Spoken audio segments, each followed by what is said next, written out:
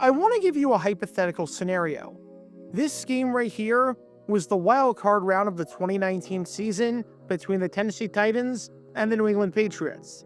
And the Titans ended up winning this one by a final score of 20-13, pulling off the upset.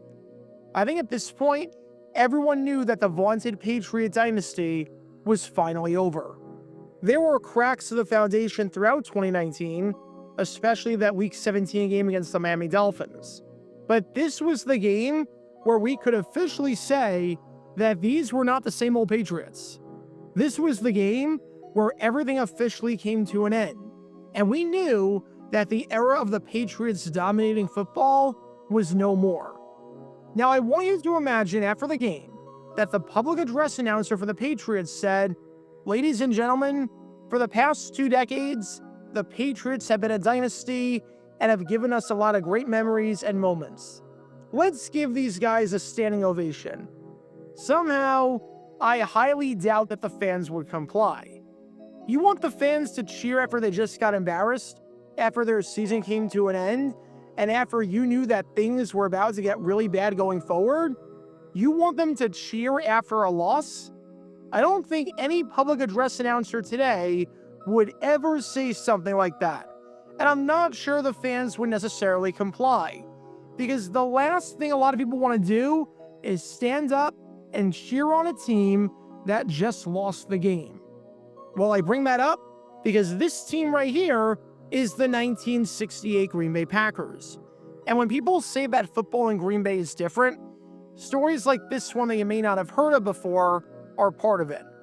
The 1968 season was not a good season in Green Bay, and everyone had a feeling during the season that it was a new era of football, where we were going to enter an era that didn't involve the title going through Wisconsin just about every single year.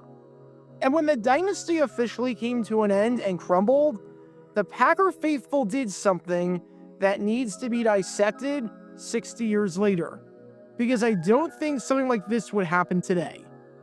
Because this is the story behind the bizarre ending to one of the greatest dynasties in sports, and how the dynasty ended with thunderous applause, not just from the people who were rooting for it to crumble, but for the victims themselves.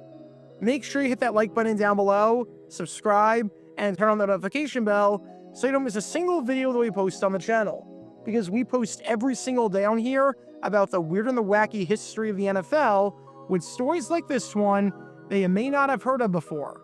So if you like that sort of stuff, then this is definitely the place for you.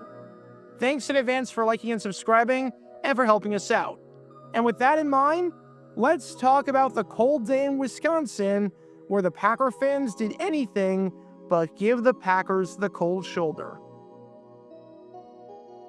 Before I talk about the incident in question, we need some context to understand how the Packers were playing on the season, as well as what happened during the game at hand.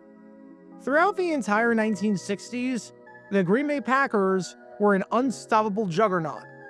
After falling on hard times in the post-World War II era, with the team never having a winning record from 1948 to 1958, everything changed with the hiring of New York Giants offensive coordinator Vince Lombardi, perhaps the greatest coach of all time. Immediately, he turned Green Bay from a laughingstock into a threat, guiding the team to a championship victory in 1961, 1962, and 1965, and then wins in each of the first 2 Super Bowls, with the Packers winning Super Bowl I over the Kansas City Chiefs and Super Bowl II over the Oakland Raiders. 5 times in 7 years, the Green Bay Packers were champions of professional football.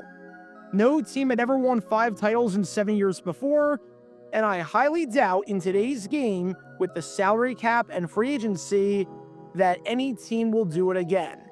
It truly was an impressive run. However, after the 1967 season, Vince Lombardi stepped down for a variety of reasons, with some relating to control over the team and others relating to his health, and the coaching baton was passed down to Phil Bengtson. As for whether or not Bengtson could keep the Packers dominant and keep the dynasty going, the answer was very quickly discovered to be a resounding no. We were 12 weeks into the season, And with just 2 games to go, the Packers found themselves at 5-6-1, sitting below 500, which for many Packer fans was their first experience of the club being below 500 in December. You had an aging roster that was on its last legs, a coach that wasn't all that good, and when you combine those 2 factors, you get a team that was not able to compete at the high level that they competed at throughout the 1960s. Entering Week 13, the Packers had won just 3 of their previous 8 and 5 of their previous 11 games, and their offense had scored 14 points or less in 6 of their last 11 games, with seemingly everyone taking a step back. Bottom line, the Packers were not a good football team.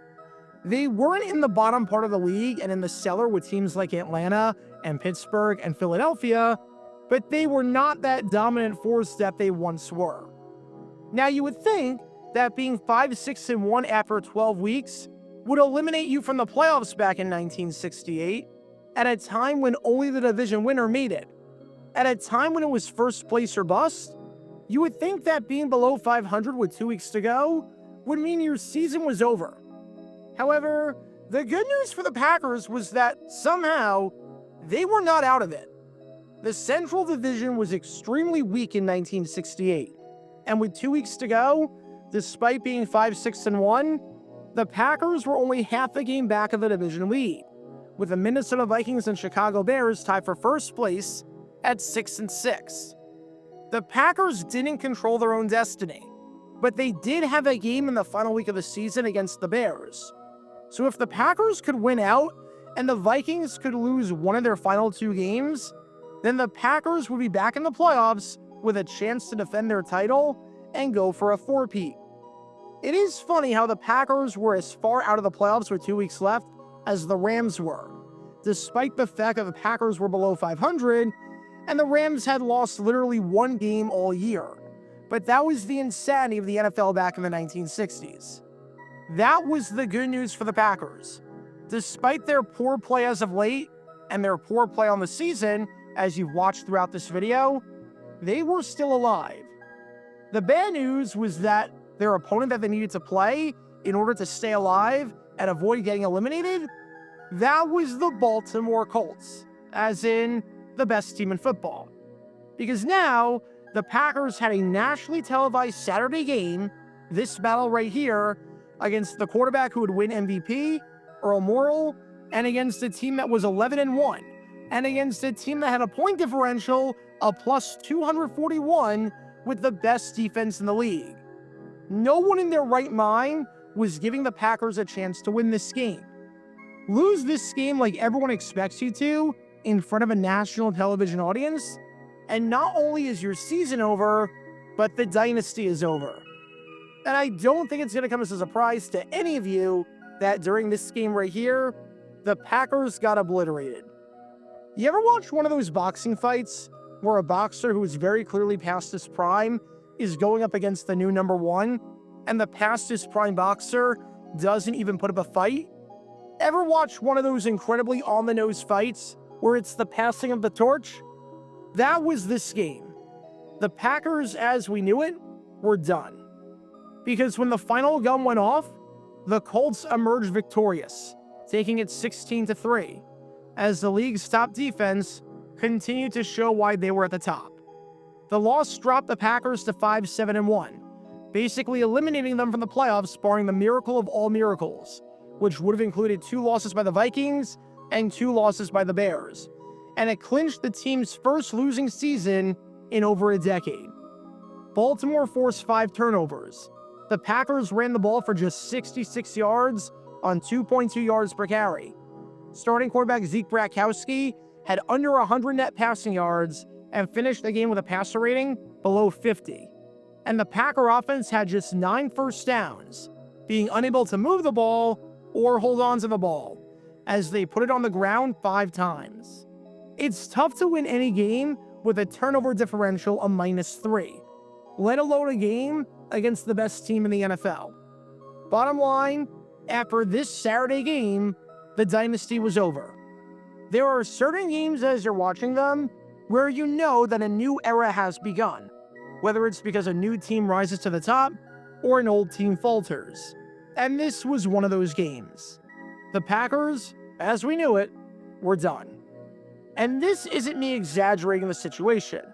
Even the Packers admitted it themselves, with future Hall of Fame guard Jerry Kramer saying, "You know what it was like?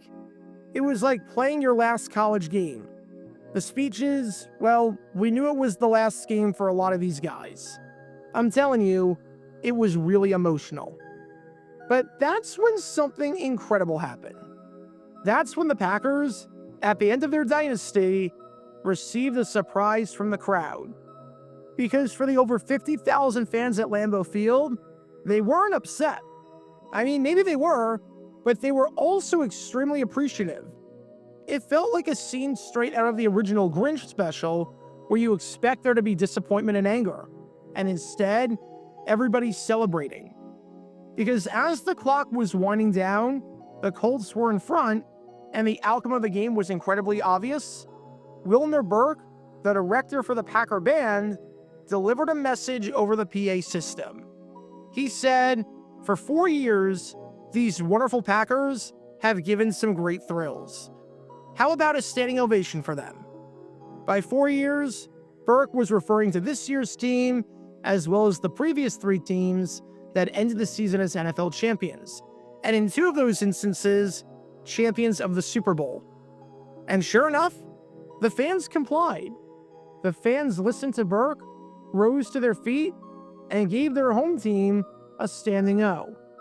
Even despite the fact that the fans knew that this was the end of an era, even despite the fact that the fans just saw their team get eliminated from the playoffs in dominant fashion, and even despite the fact that the fans paid money in 6-degree wind chill to see their team lose, they rose to their feet and cheered the Packers as the clock ran out and the team trotted off the field. As Jerry Kramer said on the Packer Faithful, it was a beautiful crowd. These fans are beautiful, with Kramer even choking up a little bit while talking about the gesture by the Packer crowd. As one writer said, those who were left needed no additional prompting. They stood up and gave a last hurrah for their favorites. And this is how the Packers' 3-year reign over professional football came to an end. Nobody was kidding himself, not the Packers, nor their fans. This was the end, and everybody there knew it. And if you're wondering how loud and notable this ovation was, you could see and hear it on television. The Los Angeles Rams needed the Baltimore Colts to lose, seeing as the Colts were leading that division by a game. So Rams head coach George Allen was watching the nationally televised affair with a keen eye. And Allen himself even commented on the game afterwards, saying, "The Colt-Packer game went the way I thought it would go." But what really did surprise me was the standing ovation the Green Bay fans gave their team after the game. It was very significant. I've never seen anything like that in my entire life, high school, college, or pro ball. When even people who aren't affiliated with either of those teams are commenting on it, that's when you know you've made a difference and made an impact. But this was how the dynasty ended, with a whimper on the field and a bang off of it.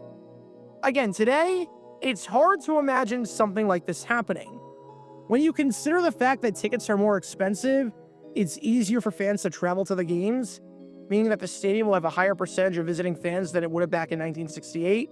When I'm not exactly sure how many Colt fans would have been able to go to Green Bay, and the fact that a good amount of people in the stadium today might have money on the outcome, I can't see the fans giving a standing ovation as they know the dynasty is crumbling and they know that rough times are going to be ahead and changes are going to be made. This truly was a one-of-one moment that could only happen at that time in that city. As future Hall of Famer Forrest Gregg said, "That ovation really got to me. These are the greatest fans in football. I just can't express how badly I feel." The Packer faithful wouldn't have a lot to cheer about for years. They wouldn't win another playoff game until 1982, and wouldn't win another playoff game after that until 1993. But for the fans who saw the dynasty and knew that all good things had to come to an end, they were super appreciative and rose to their feet when I'm not sure how many people would have. A bizarre and strange, yet heartfelt ending to one of the greatest dynasties in American sports. Because on this day in 1968, even though the Packers were losers on the field, their fans treated them like winners. Check out our live streaming schedule for the next few days. We're live every single day on this channel, whether we're covering a sporting event or playing GeoGuessr or just taking your requests. So make sure you like and subscribe and turn on the notification bell so you don't miss a single time that we go live and so that you can join this community. Also, thanks to all our members and our Patreon supporters who get exclusive perks like their name at the end of each video, members-only Q&A streams, and cool emojis to use on videos and during streams. See how you can join this community and become a member or a Patreon member by clicking the link in the description below.